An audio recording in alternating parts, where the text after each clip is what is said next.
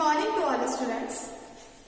कल की क्लास में हम लोग आईयूपीएसी नामकरण के बारे में पढ़ रहे थे। उप सहसंयोजी यौगिक के आईयूपीएसी नामकरण के बारे में हम लोग कल पढ़ रहे थे, जिसके लिए हम लोगों ने कल 2 रूल देखे थे कि उन रूल के माध्यम से हम लोगों ने एक एग्जाम्पल भी देखा था कि किस प्रकार से हम लोग आईयूपीएसी का नामकरण उप सहसंयोजी यौगिक के आईयूपीएसी का नामकरण कर सकते हैं। आज की क्लास में हम लोग ये देखेंगे कि जो 2 रूल थे हमारे कल की क्लास की, उसमें आपके पास में 2 कंडीशन है, क्योंकि जरूरी नहीं है कि आईयूपीएसी नामकरण एक जैसा ही हो, कुछ उसके अंदर चेंजेस भी हो सकते हैं और कुछ कंडीशंस भी उसमें हो सकती है। तो आज हम लोग ये देखेंगे कि उन 2 रूल में अगर कोई कंडीशन अगर ऐड कर दी जाए तो हम किस प्रकार से सहसंयोजी यौगिक उप सहसंयोजी यौगिक का नामकरण करते हैं। तो आइए देखते हैं हम लोग। पहली बात, हम लोगों ने 2 रूल देखे थे। रूल नंबर 1,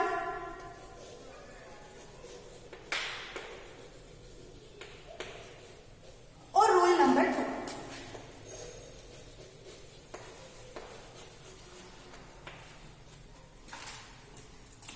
रूल नंबर 1 हम लोगों ने ये देखा था कि सबसे पहले हम क्या करेंगे, लिगेंड लिखेंगे संख्या सहित। क्या करेंगे, लिगेंड लिखेंगे, वो भी संख्या सहित।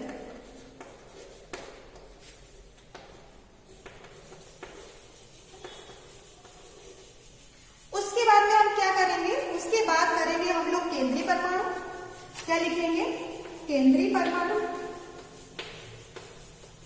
केंद्रीय परमाणु मैंने शॉर्ट लिखा है, केंद्रीय परमाणु। उसके बाद में हमने क्या किया था, ऑक्सीडेशन स्टेट निकालेंगे केंद्रीय परमाणु की, और जो नंबर आएगा उसको किस में लिखेंगे हम लोग, रोमन में लिखेंगे।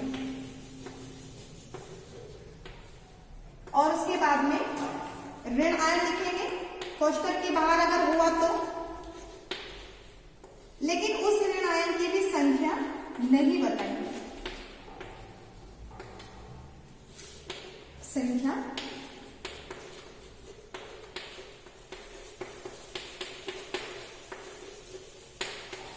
नहीं बताएंगे, है ना। जैसे अगर आपके गुरु कोष्ठक के बाहर Cl2 लिखा हुआ है, वो ऋण आयन है, तो हम लोग उस Cl2 का नंबर नहीं लिखेंगे, बल्कि हम उसकी जगह क्या लिखेंगे, क्लोराइड लिखेंगे। कल के एग्जाम्पल में हमने ये बात देखी थी कि हम उसमें Cl2 लिखा हुआ होता है तो हम उसका नंबर नहीं लिखेंगे, बल्कि सिर्फ क्लोराइड ही लिखते हैं। ये था हमारा रूल नंबर 1 कल की क्लास का। रूल नंबर 2 क्या था कि पहले धन आयन आएगा, फिर क्या आएगा, ऋण आयन।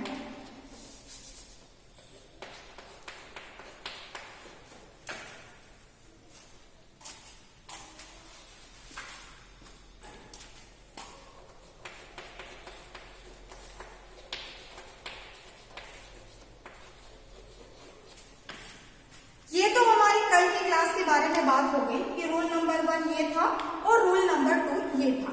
अब कंडीशन क्या है, अब मजेदार चीज क्या है, अब बात क्या है, देखो बात ये है कि अगर गुरु कोष्ठक का मतलब हमको पता है अच्छे से, ये हमारा गुरु कोष्ठक होता है, ठीक है।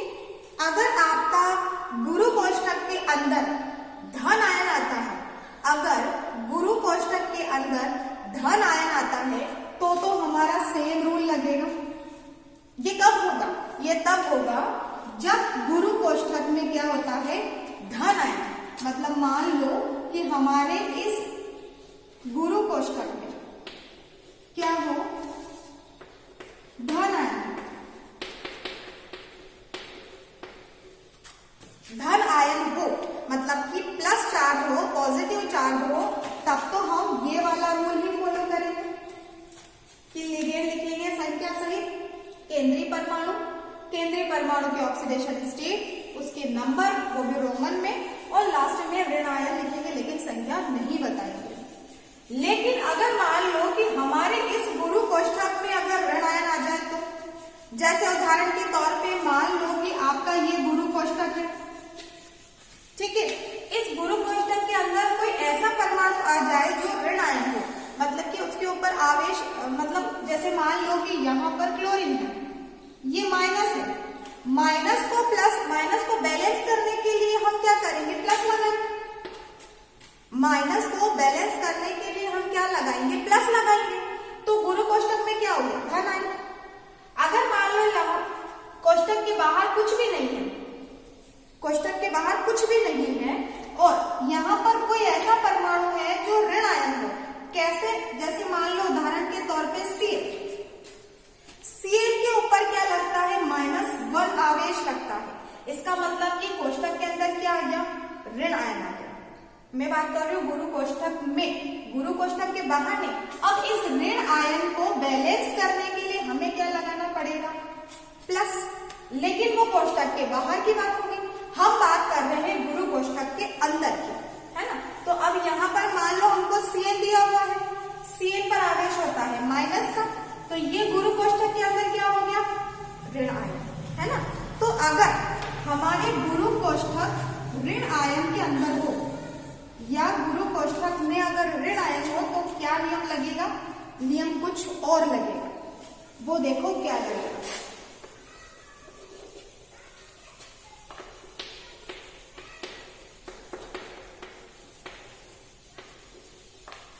अगर गुरु कोष्टक में क्या हो, ऋण आयन हो, तो उसके लिए क्या नियम लगेगा, देखो। सबसे पहले आएगा धन आयन, ये सब हम लोग अभी उदाहरण से समझेंगे, है ना। सबसे पहले क्या आएगा, धन आयन, लेकिन हम धन आयन की संख्या नहीं बताएंगे।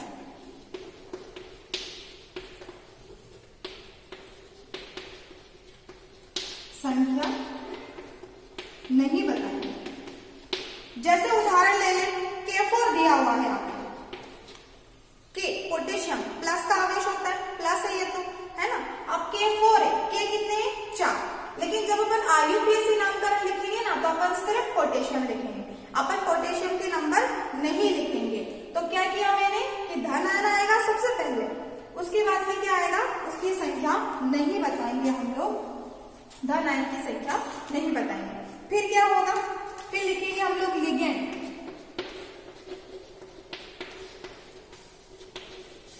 फिर क्या लिखेंगे, धन आयन लिख दिया, संख्या नहीं बताई।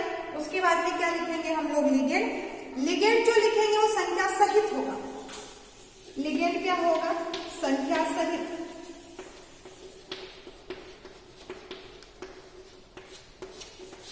बहुत ही अच्छी ट्रिक है ये। अगर ये रूल अगर आप लोगों ने याद कर लिए तो आपके IUPAC नामकरण, उपसहसंयोजी IUPAC नामकरण आपके एग्जाम में कभी भी गलत नहीं होंगे, बशर्ते आपको ये 2 नियम याद होने चाहिए। देखो, धन आयन हो गया, संख्या नहीं बताई हमने।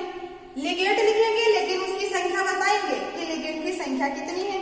उसके बाद में क्या करेंगे, केंद्रीय परमाणु, हमेशा की तरह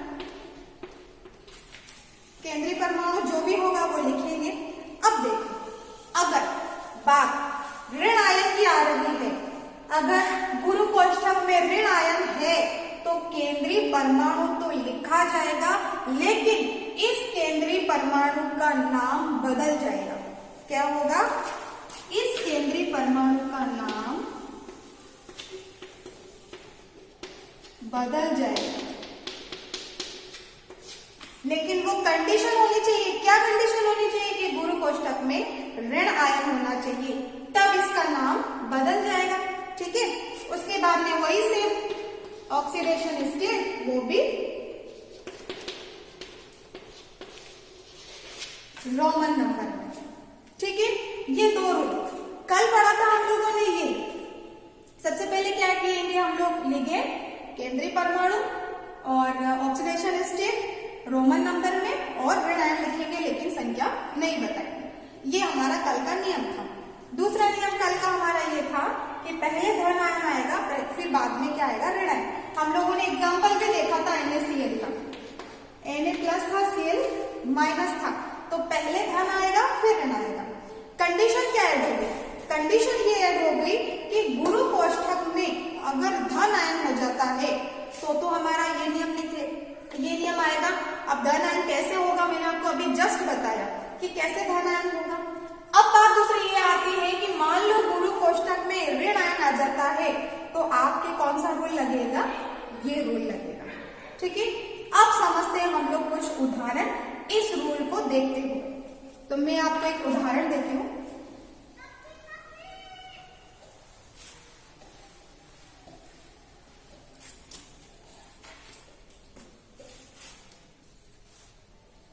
एक बात और, अगर मान लो कि एक लिगेंड होगा तो हम वही लिख देंगे, लेकिन अगर मान लो दो लिगेंड आ गए गुरु कोष्ठक में तो फिर हम उसको कैसे लिखेंगे, तो अल्फाबेटिक तरीके से हम लोग सबसे पहले जो नंबर आता है अल्फाबेट में उसको लिखेंगे, फिर दूसरे नंबर को लिखेंगे। ठीक है, तो एक एग्जांपल ले लेते हैं पहले हम लोग। K4 FE CN 6। ठीक है, ये वाला जो है आपका उपसर्ग सहयोगी यौगिक, ये क्या है कि बार बार एग्जाम में पूछा जाता है। लास्ट ईयर की 2020 और 2019 के एग्जाम में भी क्वेश्चंस, इस टाइप के क्वेश्चंस एग्जाम में ज्यादातर पूछे जाते हैं। तो देखो हम लोग कैसे मानते हैं, होते तो एक नंबर के ही, लेकिन हमारे लिए एक नंबर बहुत इंपॉर्टेंट होता है, इसलिए ये छोटी सी चीज है एक नंबर को पाने के लिए। तो हम इसको अगर अच्छे से समझ लेंगे तो हमारा एक नंबर तो यहाँ पे पक्का हो जाएगा।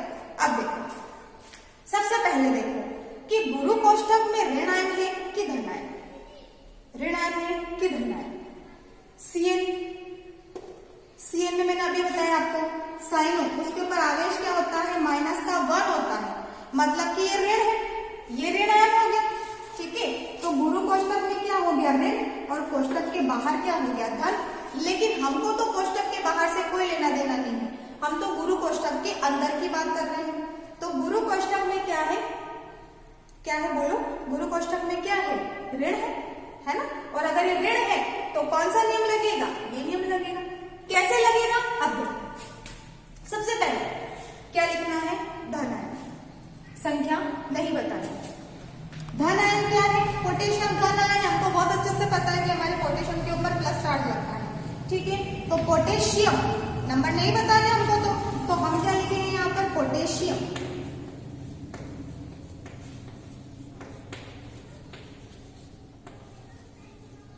उसके बाद देखो लिगेंड संख्या सहित, लिगेंड क्या है, सीएन है, हमको पता है ये बात की लिगेंड सीएन है। सीएन को क्या कहते हैं हम लोग, साइनो, संख्या सहित मतलब कि 6 है, तो क्या आ जाएगा, हेक्सासाइनो।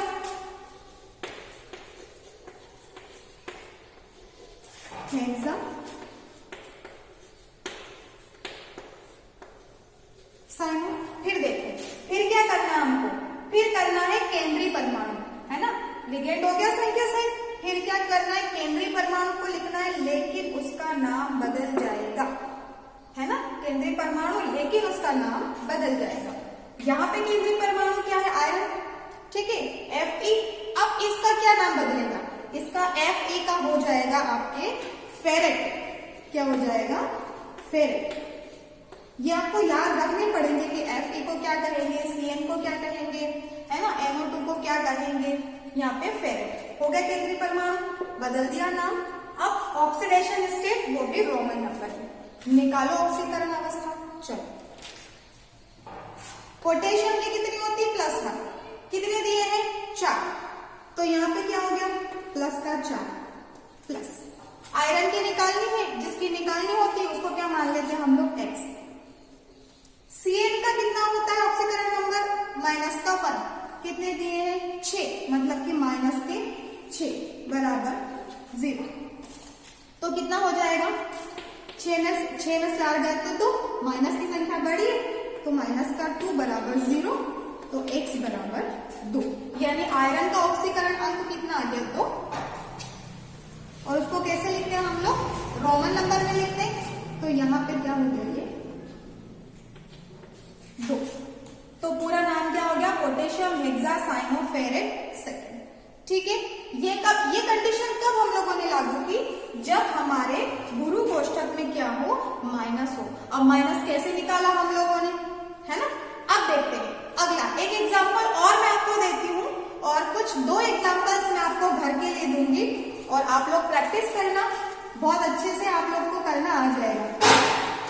देखिए एक एग्जाम्पल और ले लेते हैं हम लोग। वाला एग्जाम्पल, क्योंकि हो सकता है कि एग्जाम में अगर 2 लिगेंड आ गए तो हम कैसे उसको सॉल्व करेंगे। तो एक 2 लिगेंड वाला एग्जाम्पल देख लेते हैं।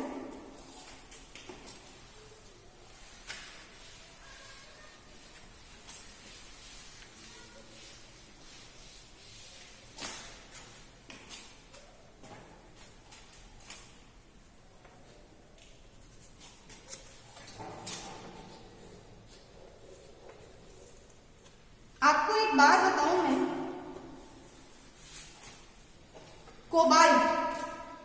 कोबाल्ट में C बड़ा होता है और O छोटा होता है।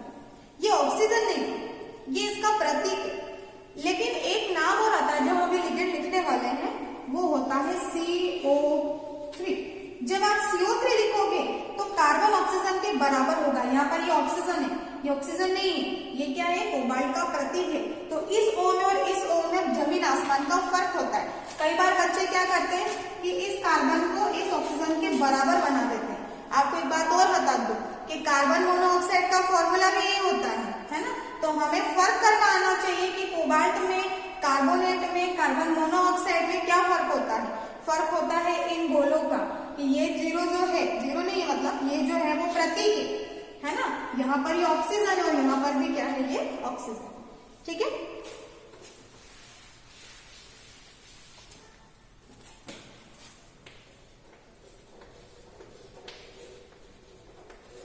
CO3,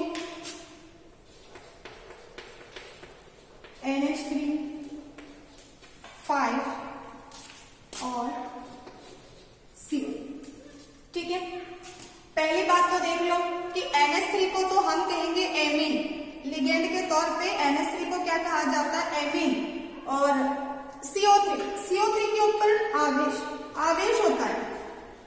जो आवेश है वो 2- है। ठीक है, इस अमोनिया के ऊपर कभी कोई आवेश होते ही नहीं, ये 0 मानते हैं अपन इसको, है ना। और इसको तो कहेंगे हम कार्बोनेटो, और अमोनिया को क्या कहते हैं हम लोग, एमीन।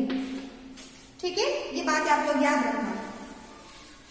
चलो, अब सबसे पहले देखो कि गुरु कोष्टक में माइनस है या प्लस है, क्योंकि हमको पहले पता होना चाहिए ना कि गुरु कोष्टक में ऋण आयन आएगा या धन आयन, तभी तो हम लोग रूल को फॉलो करेंगे। देखो CO3 के ऊपर क्या लगता है, 2-। इसके ऊपर तो कोई आवेश होता ही नहीं है ना, इसके ऊपर कोई आवेश नहीं होता है। अब देखो, ये तो बात होगी। क्लोरीन के ऊपर कौन सा आवेश लगता है, -1। मतलब गुरु कोष्टक के बाहर क्या है, माइनस। तो माइनस को संतुलित करने के लिए, बैलेंस करने के लिए हम लोग क्या करेंगे, माइनस को बैलेंस करने के लिए हम लोग क्या करेंगे, प्लस करेंगे। तो गुरु कोष्टक में क्या आ जाएगा, प्लस। हमको इधर से नहीं चलना, हमको इधर से चलना है। ठीक है, तभी पता चलेगा कि कोष्टक में माइनस है या कोष्टक में प्लस है। ठीक है, चलो अब हमको पता चल गया कि हमारे गुरु कोष्टक में क्या है, प्लस का चार्ज है, मतलब धन आयन है। तो हमको रूल कौन सा फॉलो करना है, इधर वाला। ठीक, देख सबसे पहले उसमें क्या था, सबसे पहले क्या था, अरे सबसे पहले क्या था उसके अंदर, जो हम लोगों ने अभी जब नियम पढ़ा ना हम लोगों ने, उस नियम में सबसे पहले क्या था हमारा, लिखो। चलो लिगेंड लिखते संख्या सहित, यही नियम था, लिगेंड संख्या सहित। ठीक है, क्योंकि हमको पता चल चुका है कि कोष्टक में धन आयन है, तो हमें ऋण आयन वाला रूल नहीं लगाना है। धन आयन वाला रूल क्या था कि आपका लिगेंड है वो भी संख्या सहित। ठीक है, अब यहाँ पे 2 लिगेंड है, CO3 भी है और NH3 भी है, तो कौन सा सबसे पहले लिखेंगे। तो यहाँ पर आप ध्यान रखना अल्फाबेटिक है ना। तो एमीन, N, NH3 में क्या आता है सबसे पहले, N, और इधर क्या आता है, C। ठीक है, तो पहले क्या आता है, एमीन है और एक है कार्बोनेटो। तो पहले क्या आता है, ए आता है कि क आता है, मतलब कि पहले ए आता है कि क आता है, ए आता है ना। तो सबसे पहले कौन सा होना चाहिए हमारा, एम होना चाहिए। क्यों, क्योंकि ए मतलब कि ए से शुरू हो रहा है, अल्फाबेटिक किससे शुरू हो रहा है, ये ए फॉर एप्पल ऐसे शुरू हो रहा है, तो सबसे पहले कौन सा आएगा हमारा, है ना। तो देखो कितने हैं, 5, तो पेंटाएमीन पहला लिगेंड हो गया, है ना, संख्या सही। अब दूसरा लिगेंड देखो, दूसरे लिगेंड को क्या कहते हैं, कार्बोनेटो। इसके ऊपर आवेश होता है 2-, ये आपको याद रखना है।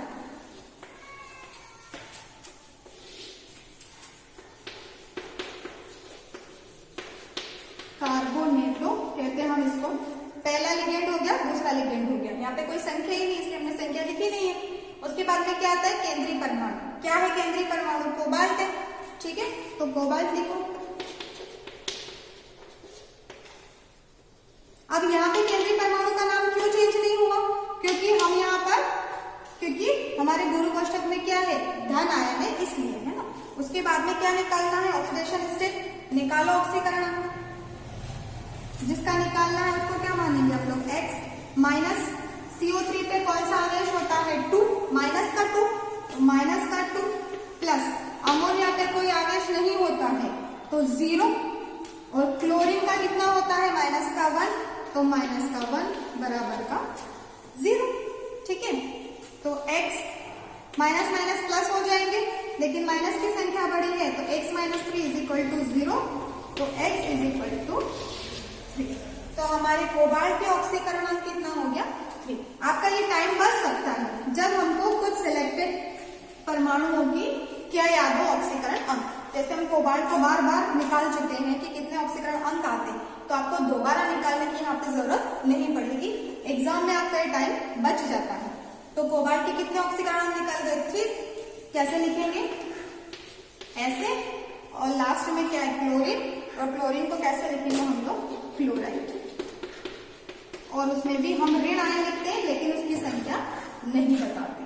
तो एक ये एग्जाम्पल था कि किस प्रकार से अगर टिपिकल से टिपिकल भी अगर हमको एग्जाम्पल दे दे और अगर हमने ये 2 रूल को फॉलो कर लिया तो हमारा IUPAC नामकरण कभी भी गलत नहीं हो सकता। अब मैं आपको घर के लिए एक होमवर्क दे रही हूं।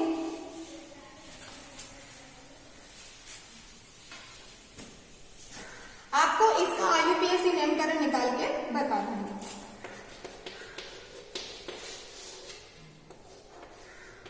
K3 CO CN cyano 3 5